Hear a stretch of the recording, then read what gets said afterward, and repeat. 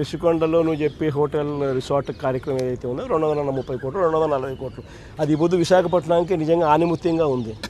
అదే చంద్రబాబు నాయుడు యోగా కోసం యోగా గుర్తుందా? యోగా అనేది గుర్తుందా? ఒక్కరోజు ప్రోగ్రాం యోగాకు ఖర్చు పెట్టిందంత 330 కోట్లు. 330 కోట్లు. కనీసం నేనన్నా 240 కోట్లు పెట్టి బ్రహ్మాండమైన బిల్డింగ్ కట్టి విశాఖపట్నానికి తలమానికంగా ఉంది ఆ బిల్డింగ్. ఈ పొద్దు కూడా పోయినాను అనుకో, ఆ బిల్డింగ్లోకి ఎవరైనా పోయి చూస్తే విశాఖపట్నం అంతా పోయిన టూరిస్ట్ ప్లేస్ కింద అది కనపడుతుంది. అటు పెద్ద పెద్ద వాళ్ళందరూ దాంట్లో వచ్చి నేను ఇప్పుడు గవర్నర్ గారు పోయినారు అనుకో, లేదా మోడీ గారు వచ్చినారు అనుకో, లేకపోతే ఎవడో పుతిన్ వచ్చినాడు అనుకో, లేదా రష్యన్ ప్రెసిడెంట్ పుతిన్ వచ్చినాడు అనుకో, ఎక్కడ పెడతారు?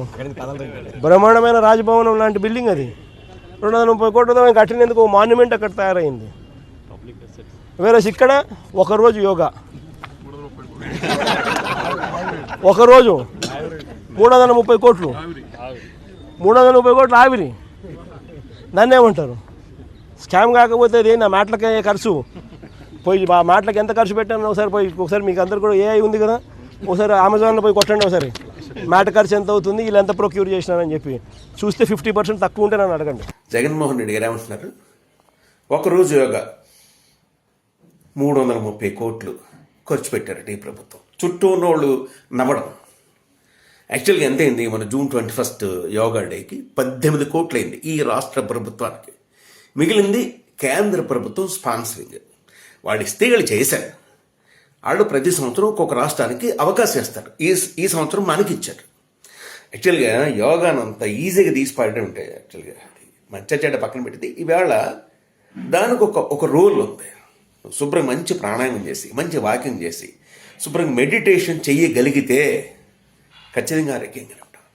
ఆ మాత్రం ప్రచారానికి 18 కోట్లు ఖర్చు పెడితే 330 కోట్లు చేద్దావా? నోరు విప్పి తప్పదు. పైగా అదే సందర్భంలో నేను ఏమన్నాడినా, ఋషికొండ ప్యాలెస్కి మేము 240 కోట్లు ఖర్చు పెట్టి వైజాగ్ ఒక ప్రత్యేకమైన ప్యాలెస్ ఇచ్చామంటున్నాడు. 240 కోట్ల. అసెంబ్లీలో నువ్వే కదట ఉన్నావు. 450 కోట్లు రిలీజ్ చేసింది. దాని తాలూకా ఇవి కూడా ఉన్నాయి కదా, సాక్ష్యాలు కూడా ఉన్నాయి కదా, పేపర్లు ఉన్నాయి కదా.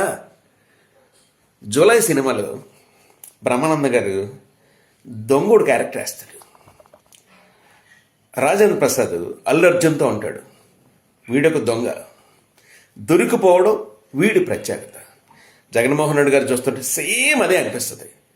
అబద్ధాలు చెప్పడం, మనకు దొరికిపోవడం ఈయనకున్న లక్షణం. రేపు నిజం చెప్పినా ఈయన జనం నమ్ముతారా?